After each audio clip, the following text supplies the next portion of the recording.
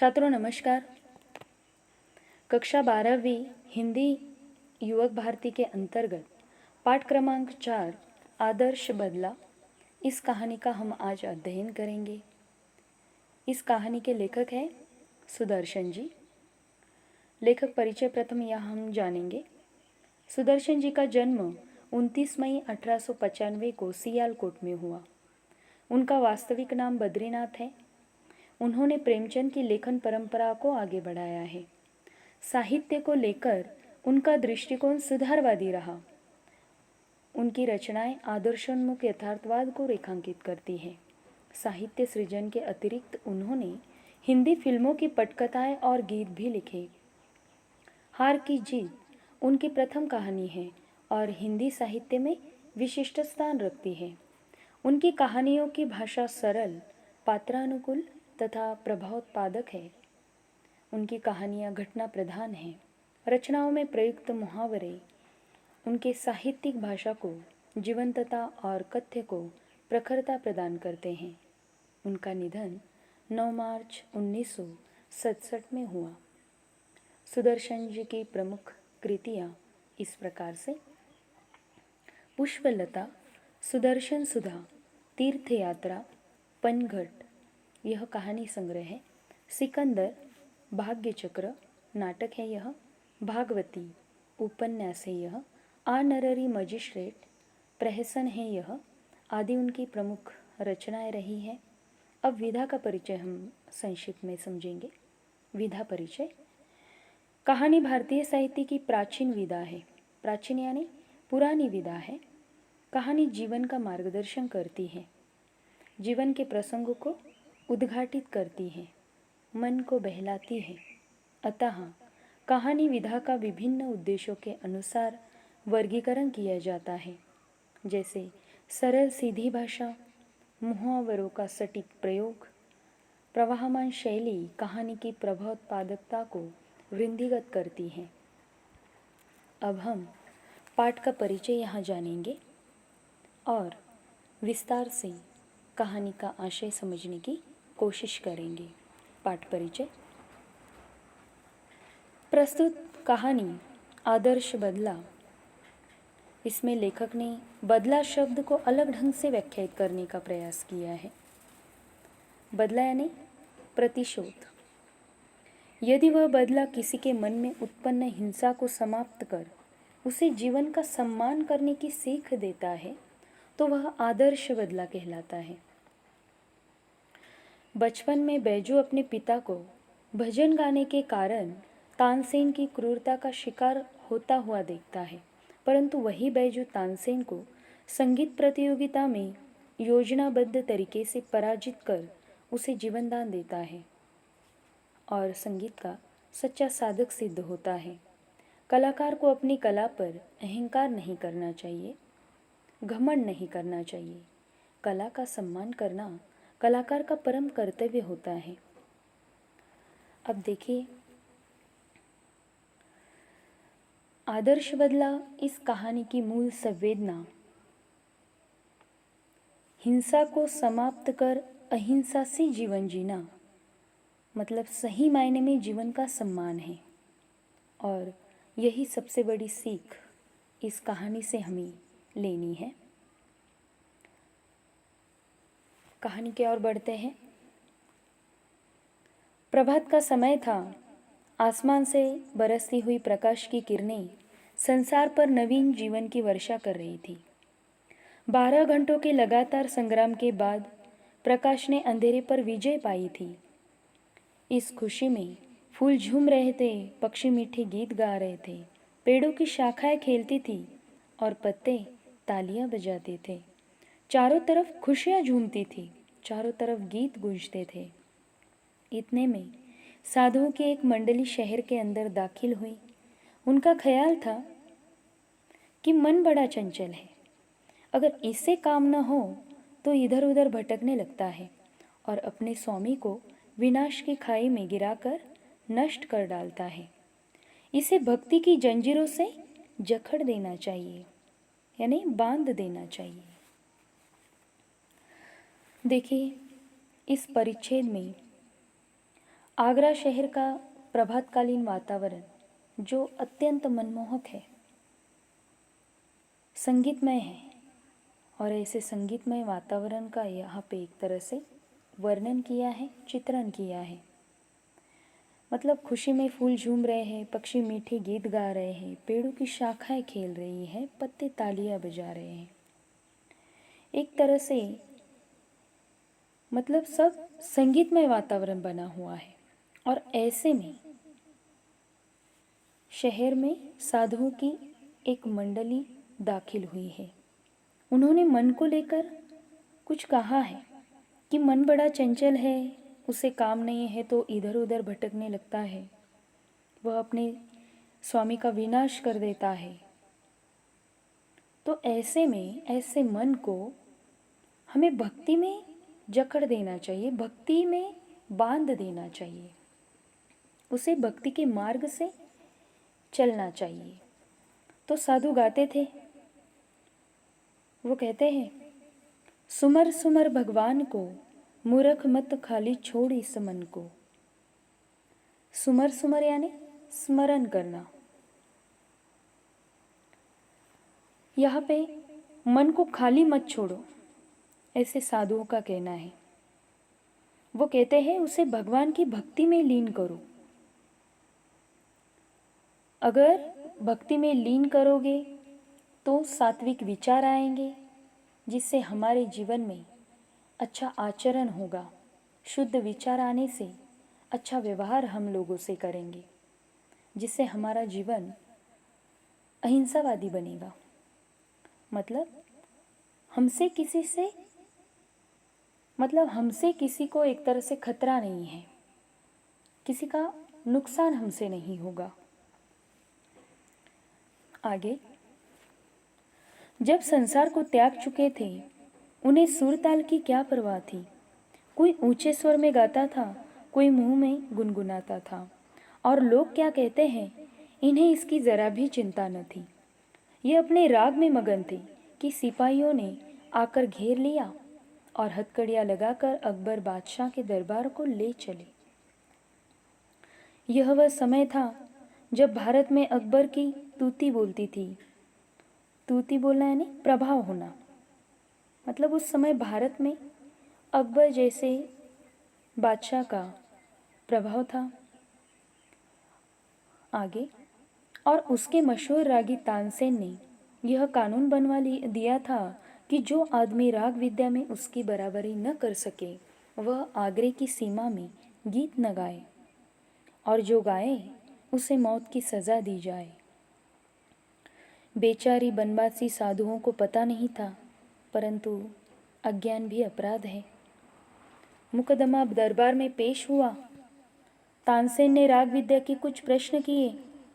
साधु उत्तर में मुंह ताकने लगे, वो इधर उधर देखने लगे। अकबर के होठ हिले और सभी साधु तानसेन की दया पर छोड़ दिए गए। दया निर्बल थी, निर्बल कमजोर थी। वह इतना भार सहन न कर सके। मृत्यु दंड की आज्ञा हुई। केवल एक 10 वर्ष का बच्चा छोड़ा गया। बच्चा है, इसका दोष नहीं, यदि है भी तो क्षमा के योग्य है। बच्चा रोता हुआ आगरे के बाजारों से निकला और जंगल में जाकर अपनी कुटिया में रोने तड़पने लगा। वह बार बार पुकारता था, बाबा तू कहाँ है? अब कौन मुझे प्यार करेगा? कौन मुझे कहानियाँ सुनाएगा? लोग आगरे की तारीफ करते हैं, मगर इसने मुझे तो बर्बाद कर दिया। इसने मेरा बाबा छीन लिया और मुझे अनाथ बनाकर छोड़ दिया। बाबा तू कहा करता था कि संसार में चप्पे चप्पे पर दलदलें हैं और चप्पे चप्पे पर कांटों की झाड़ियाँ हैं। मतलब काफ़ी समस्याएं हैं। अब कौन मुझे इन झाड़ियों से बचाएगा? कौन मुझे इन दलदलों से निकालेगा? कौन मुझे सीधा रास्ता बताएगा? कौन मुझे मेरी मंजिल का पता देगा? इन्हीं विचारों में डूबा हुआ बच्चा देर तक रोता रहा। इतने में खड़ाऊ पहने हुए, हाथ में माला लिए हुए, राम नाम का जप करते हुए बाबा हरिदास कुटिया के अंदर आए और बोले, बेटा शांति करो, शांति करो। बैजू उठा और हरिदास जी के चरणों से लिपट गया। वह बिलक बिलक कर रोता था और कहता था, महाराज मेरे साथ अन्याय हुआ है। अन्याय शब्द का जो विलोम शब्द है वह न्याय है। मुझ पर वज्र गिरा है, मेरा संसार उजड़ गया है, मैं क्या करूं, मैं क्या करूं। हरिदास बोले, शांति शांति। बैजू कहता है, महाराज तानसेन ने मुझे तबाह कर दिया। तबाह करना यानी बर्बाद कर देना। उसने मेरा संसार सूना कर दिया। हरिदास कहते हैं, शांति शांति। बैजू ने हरिदास के चरणों से और भी लिपट कर कहा, महाराज शांति जा चुकी, अब मुझे बदले की भूख है, अब मुझे प्रतिकार की प्यास है। प्रतिकार, बदला, मेरी प्यास बुझाइए। हरिदास ने फिर कहा, बेटा शांति शांति। बैजू ने करुणा और क्रोध की आंखों से बाबा जी की तरफ देखा। उन आंखों में आंसू थे और आहें थी और आग थी। जो काम जबान नहीं कर सकती उसे आंखें कर देती हैं, और जो काम आंखें भी नहीं कर सकती उसे आंखों के आंसू कर देते हैं। बैजू ने ये दो आखिरी हथियार चलाए और सिर झुकाकर खड़ा हो गया। इस प्रकार हरिदास जी ने बैजू को एक तरह से सांत्वना दी, दुख से उसे बाहर निकाला कि हरिदास की धीरज की दीवार आंसुओं की बौछार ने सह सकी और कांप कर गिर गई। उन्होंने बैजू को उठाकर गले से लगाया और कहा, मैं तुझे वह हथियार दूंगा जिससे तू अपने पिता की मौत का बदला ले सकेगा। बैजू को यहाँ पे सांत्वना दी है उन्होंने। शोकाकुल जो बच्चा है तो एक तरह से दुख में है, तो सांत्वना दी है कि मैं तुम्हारी मदद करूँगा। फिर बैजू देखो, वो हैरान हो जाता है, खुश हो जाता है, उछल पड़ता है। उसने कहा, बाबा आपने मुझे अब खरीद लिया, आपने मुझे बचा लिया, अब मैं आपका सेवक हूँ। हरिदास कहते हैं, मगर तुझे 12 बरस तक तपस्या करनी होगी, कठोर तपस्या, भयंकर तपस्या। बैजू कहता है, महाराज आप 12 बरस कहते हैं, मैं 12 जीवन देने को तैयार हूँ। मैं तपस्या करूँगा, मैं दुख झेलूँगा, मैं मुसीबतें उठाऊँगा। मतलब ये एक तरह से तैयार हो गया सभी समस्याओं का सामना करने के लिए, क्योंकि उसे अपने पिता के मृत्यु का एक तरह से बदला यहाँ पे लेना था। वो आग में तड़प रहा था, जल रहा था। वो कहता है, मैं अपने जीवन का एक एक क्षण आपको भेंट कर दूंगा, मगर क्या इसके बाद मुझे वह हथियार मिल जाएगा जिससे मैं अपने बाप की मौत का बदला ले सकूं? हरिदास जी कहते हैं, हाँ मिल जाएगा। तो मैं आज से आपका दास हूँ, आप आज्ञा दे, मैं आपकी हर आज्ञा का सिर और सिर के साथ दिल झुकाकर पालन करूँगा। इस प्रकार ऊपर की घटना को 12 बरस बीत गए। जगत में बहुत से परिवर्तन हो गए। परिवर्तन होना, बदलाव हो जाना। कई बस्तियाँ उजड़ गई, कई वन बस गए, बूढ़े मर गए, जो जवान थे उनके बाल सफ़ेद हो गए।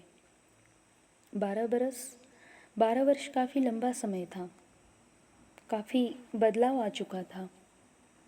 अब बैजू बावरा जवान था और राग विद्या में दिन ब दिन आगे बढ़ रहा था। उसके स्वर में जादू था और तान में एक आश्चर्यमयी मोहिनी थी। गाता था तो पत्थर तक पिघल जाते थे और पशु पंछी तक मुग्ध हो जाते थे। लोग सुनते थे और झूमते थे तथा वाह वाह करते थे। हवा रुक जाती थी, एक समा बन जाता था। एक दिन हरिदास ने हंसकर कहा, वत्स बेटे, मेरे पास जो कुछ था वह मैंने तुझे दे डाला। अब तू पूर्ण गंधर्व हो गया है। अब मेरे पास और कुछ नहीं जो तुझे दूँ। बैजू हाथ बांधकर खड़ा हो गया। कृतज्ञता का भाव आंसुओं के रूप में बह निकला। कृतज्ञता, आभार। चरणों पर सिर रखकर बोला, महाराज आपका उपकार जन्म भर सिर से न उतरेगा। हरिदास सिर हिलाकर बोले, यह नहीं बेटा, कुछ और कहो, मैं तुम्हारे मुंह से कुछ और सुनना चाहता हूँ। बैजू कहता है, आज्ञा कीजिए। हरिदास जी कहते हैं कि तुम पहले प्रतिज्ञा करो। प्रतिज्ञा, प्रण, शपथ। बैजू ने बिना सोच विचार किए कह दिया, मैं प्रतिज्ञा करता हूँ कि। हरिदास ने वाक्य को पूरा किया, इस राग विद्या से किसी को हानि न पहुंचाऊंगा। यहाँ पर बैजू बावरा ने प्रतिज्ञा की है कि मैं इस राग विद्या से किसी को भी हानि न पहुंचाऊंगा। अब ये तो सारा उल्टा हो गया। 12 बरस तक जो तपस्या की थी, बाप की मौत का बदला लेने के लिए, मतलब वो एक तरह से शिक्षा वो ले रहा था। कठोर तपस्या उसने की थी, काफ़ी मुसीबतें उठाई थी, वो बस बदला लेने के लिए। और ऐसे में अपने गुरु प्रतिज्ञा मतलब लेने के लिए कहते हैं कि मतलब इस राग विद्या से तुम किसी को हानि न पहुंचाओगे। और बैजू भी एक तरह से कोई सोच विचार भी नहीं करता है और प्रतिज्ञा ले लेता है कि मैं इस राग विद्या से किसी को भी हानि न पहुंचाऊंगा, किसी का नुकसान नहीं करूंगा। आगे बैजू का लहू सूख गया। लहू यानी खून। उसके पैर लड़खड़ाने लगे। पैर लड़खड़ाना, हिम्मत हारना।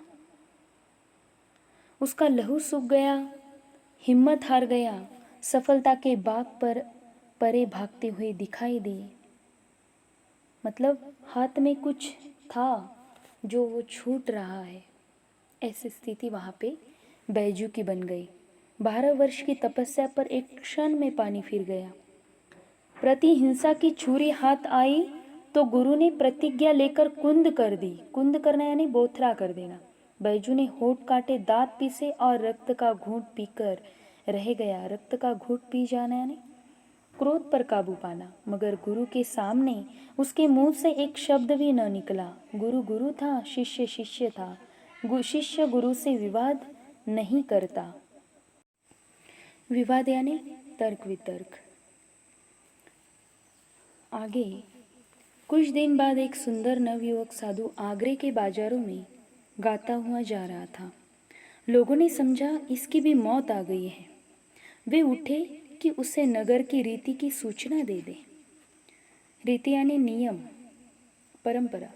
मगर निकट पहुंचने से पहले ही मुग्ध होकर अपने आप को भूल गए और किसी को साहस न हुआ कि उससे कुछ कहे। दम के दम में यह समाचार नगर में जंगल की आग के समान फैल गया। मतलब इतने तेजी से फैल गया कि एक साधु रागी आया है जो बाजारों में गा रहा है। सिपाहियों ने हथकड़ियां संभाली और पकड़ने के लिए साधु की ओर दौड़े, परंतु पास आना था कि रंग पलट गया।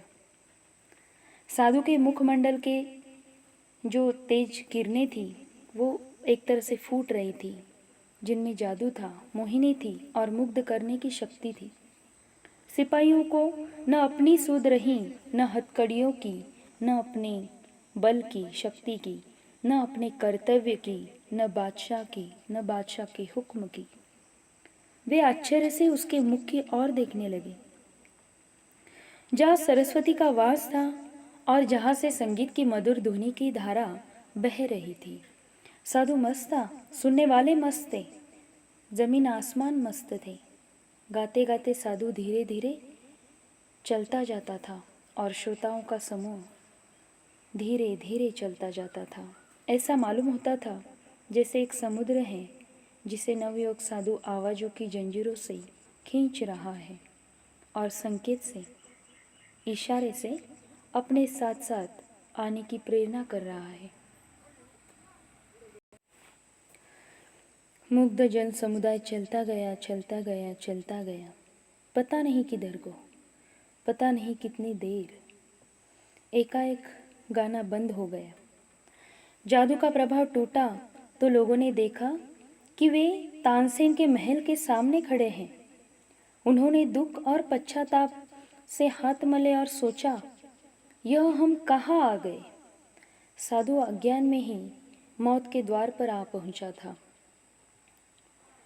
भूली भाली चिड़िया अपने आप अजगर के मुंह में आ फंसी थी और अजगर के दिल में जरा भी दया न थी, अर्थात तानसेन के दिल में कोई दया नहीं थी किसी के प्रति। तानसेन बाहर निकला। वहां लोगों को देखकर वह हैरान हुआ और फिर सब कुछ समझकर नवयुवक से बोला, तो शायद आपके सिर पर मौत सवार है। नवयुवक साधु मुस्कुराया। जी हाँ, मैं आपके साथ गान विद्या पर चर्चा करना चाहता हूँ। तानसेन ने बेपरवाही से उत्तर दिया। अच्छा, मगर आप नियम जानते हैं ना? नियम कड़ा है और मेरे दिल में दया नहीं है। मेरी आंखें दूसरों की मौत को देखने के लिए हर समय तैयार हैं। नवयुवक कहता है, और मेरे दिल में जीवन का मोह नहीं है। मैं मरने के लिए हर समय तैयार हूँ। इसी समय सिपाहियों को अपनी हथकड़ियों का ध्यान आया। झंकारते हुए आगे बढ़े और उन्होंने नवयुवक साधु के हाथों में हथकड़ियाँ पहना दी। भक्ति का प्रभाव टूट गया। श्रद्धा के भाव पकड़े जाने के भय से उड़ गए और लोग इधर उधर भागने लगे। सिपाही कोड़े बरसाने लगे और लोगों के तितर बितर हो जाने के बाद नवयुवक साधु को दरबार की ओर ले चले। दरबार की ओर से शर्तें सुनाई गई कि कल प्रातःकाल नगर के बाहर वन में तुम दोनों का गान युद्ध होगा, यानी राग विद्या में एक तरह से मुकाबला होगा। अगर तुम हार गए तो तुम्हें मार डालने तक का तानसेन को पूर्ण अधिकार होगा, और अगर तुमने उसे हरा दिया तो उसका जीवन तुम्हारे हाथ में है। नौजवान साधु शर्तें मंजूर कर ली उन्होंने। दरबार ने आज्ञा दी कि कल प्रातःकाल सुबह के समय में सिपाहियों की रक्षा में बैजू को रखा जाएगा। यह नौजवान साधु बैजू बावरा था। देखिए, एक तरफ तानसेन में घमंड है कि उन्होंने क्रूर नियम मतलब बनवा के एक तरह से रखे हैं, और दूसरी तरफ बैजू जो शालीनता से उत्तर देता है कि जीवन के प्रति मोह नहीं है। एक तरह से चुनौती एक दूसरे को मतलब यहाँ पे दी है और स्वीकार भी की है। सूरज भगवान की पहली किरण ने आगरे के लोगों को आगरे से बाहर जाते देखा। साधु की प्रार्थना पर सर्वसाधारण को भी उसके जीवन और मृत्यु का तमाशा देखने की आज्ञा दे दी गई थी। साधु की विद्वत्ता की धाक दूर दूर तक फैल गई थी। जो कभी अकबर की सवारी देखने को भी घर से बाहर आना पसंद नहीं करते थे, आज वे भी नई पगड़ियाँ बांध कर निकल रहे थे, क्योंकि मतलब लोगों के दिलों में एक आस जगी। ऐसा जान पड़ता था कि आज नगर से बाहर वन में नया नगर बस जाने को है। वहाँ जहाँ कनातें लगी थीं, जहाँ चांदनियाँ तनी थी, जहाँ कुर्सियों की कतारें सजी थी, इधर जनता बढ़ रही थी और उद्विग्नता और अधीरता से गान युद्ध के समय की प्रतीक्षा कर रही थी। उद्विग्नता यानी व्याकुलता। बालक को प्रातःकाल मिठाई मिलने की आशा दिलाई जाए तो वह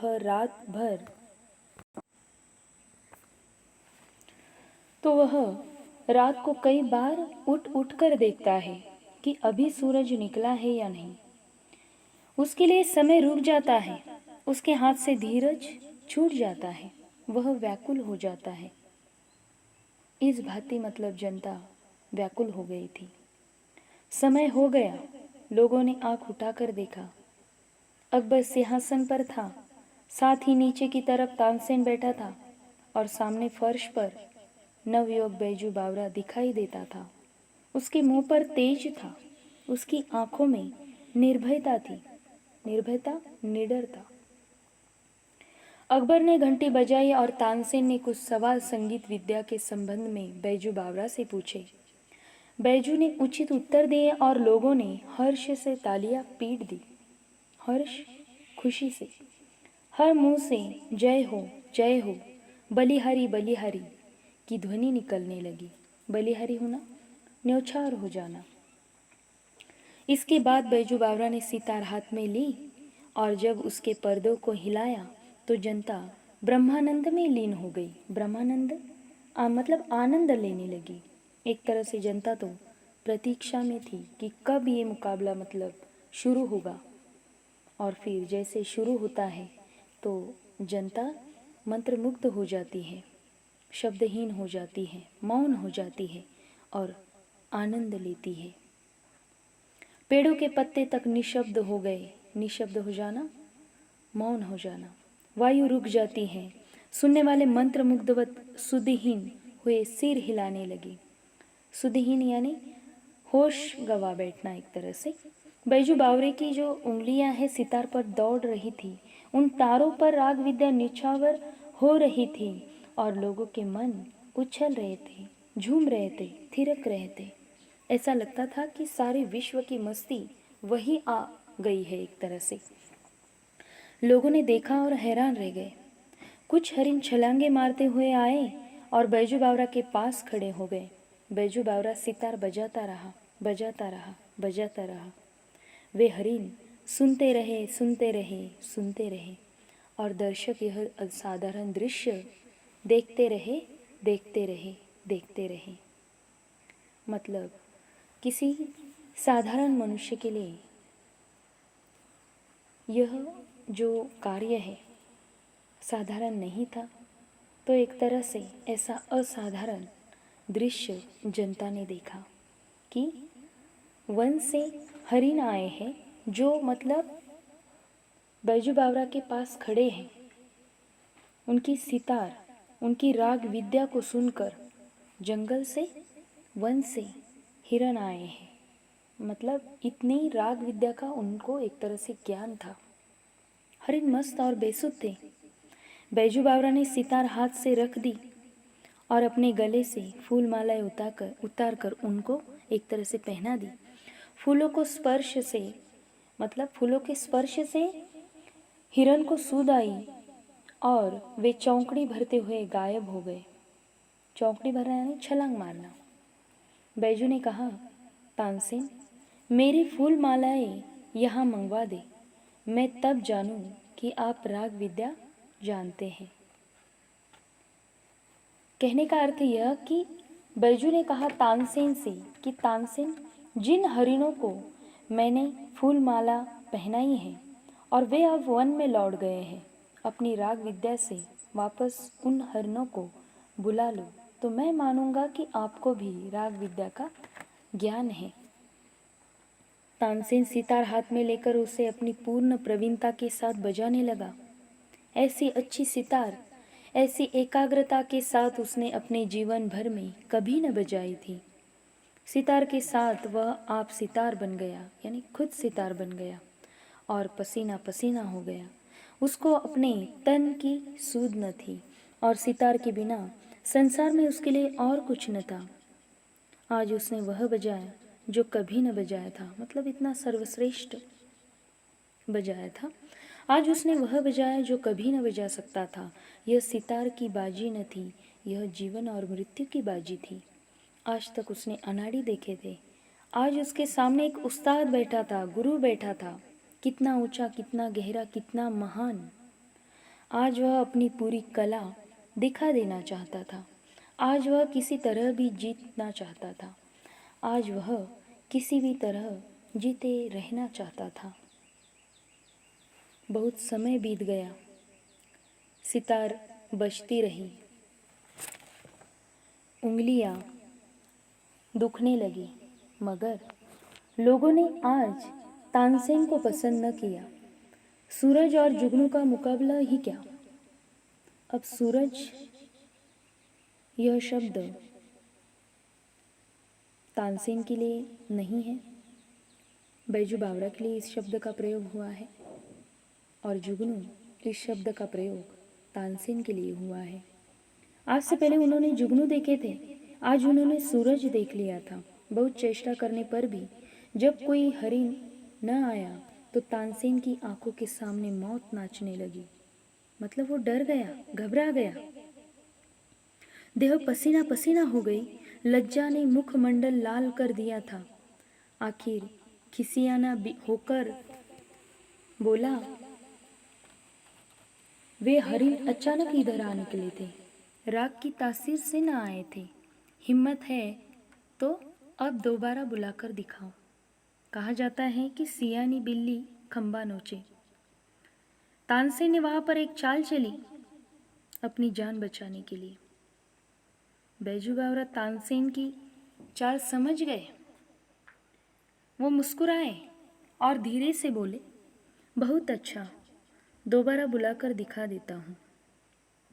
मतलब फिर से एक बार चुनौती दी है कि आप मतलब हिरण को फिर से बुलाओ। वो ऐसे ही अचानक आए थे, मतलब राग की तासीर से नहीं आए थे। हिम्मत है तो फिर से बुलाओ। और फिर ये चुनौती दोबारा फिर से बैजू बावरा मतलब एक तरह से स्वीकार करते हैं। और यह कहकर उसने फिर सितार पकड़ ली। एक बार फिर संगीत लहरी वायुमंडल में लहराने लगी।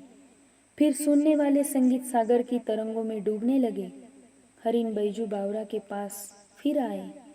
वे ही हरिण जिनकी गर्दन में फूल मालाएं पड़ी हुई थी और जो राग की सुरीली धुनी के जादू से बुलाए गए थे।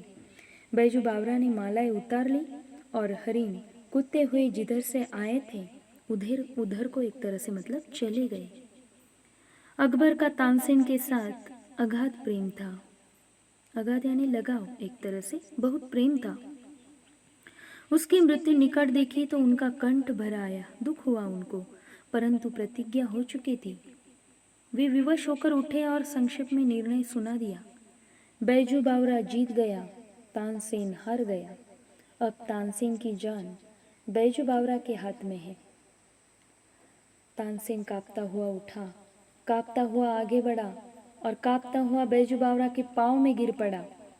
वह जिसने अपने जीवन में किसी पर दया न की थी, इस समय दया के लिए गिड़गिड़ा रहा था और कह रहा था, मेरे प्राण न लो। मतलब देखो यहाँ पे बैजू बावरा ने पहले में कहा था कि जीवन के प्रति मुझे मोह नहीं है, लेकिन तानसेन जो मतलब एक तरह से अपने जीवन की भीख मांगता है, कहता है मेरे प्राण न लो। जीवन के प्रति उसे काफ़ी मोह था। बैजू बावरा ने कहा, मुझे तुम्हारे प्राण लेने की चाह नहीं। तुम इस निष्ठुर नियम को उड़वा दो कि जो कोई आगरे की सीमाओं के अंदर गाए, अगर तानसेन के जोड़ का न हो तो मरवा दिया जाए। ठीक है, मैं तुम्हारे प्राण नहीं लूँगा, लेकिन उसके बदले तुमने जो नियम बनवाया है उसे तुम्हें उड़वाना होगा, तोड़ना होगा। अकबर ने अधीर होकर कहा, अधीर होना यानी जल्दबाज होना। यह नियम अभी इसी क्षण से उड़ा दिया गया। तानसेन बैजू बावरा के चरणों में गिर गया और दीनता से कहने लगा, मैं यह उपकार जीवन भर न भूलूंगा। बैजू बावरा ने जवाब दिया, 12 बरस पहले की बात है, आपने एक बच्चे की जान बख्शी थी। आज उस बच्चे ने आपकी जान बख्शी है। तानसेन हैरान होकर देखने लगा। फिर थोड़ी देर बाद उसे पुरानी एक भूली हुई एक धुंधली सी बात याद आ गई। यह कहानी सुदर्शन की श्रेष्ठ कहानियों से संग्रह से मतलब ली गई है। इस प्रकार यहाँ पर जो बैजू बावरा ने जो प्रतिशोध लिया वह हिंसा का प्रतीक न होकर अहिंसा का प्रतीक है।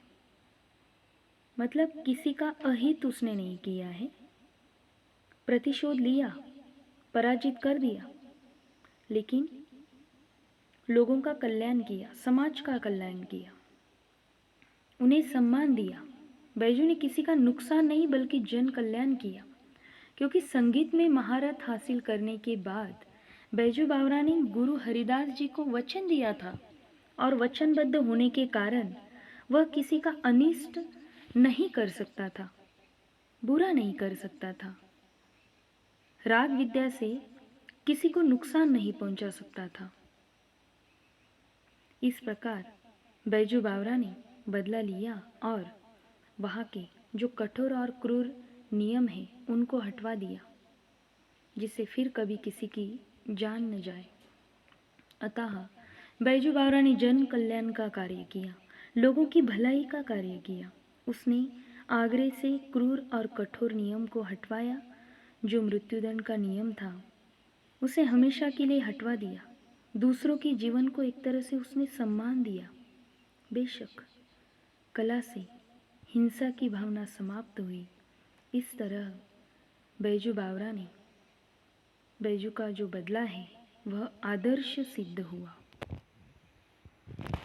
इस प्रकार यहाँ कहानी समाप्त होती है। कहानी के अंत में शब्दार्थ, मुहावरे तथा जो स्वाध्याय है उसको आपको हिंदी नोटबुक में लिखना है। धन्यवाद।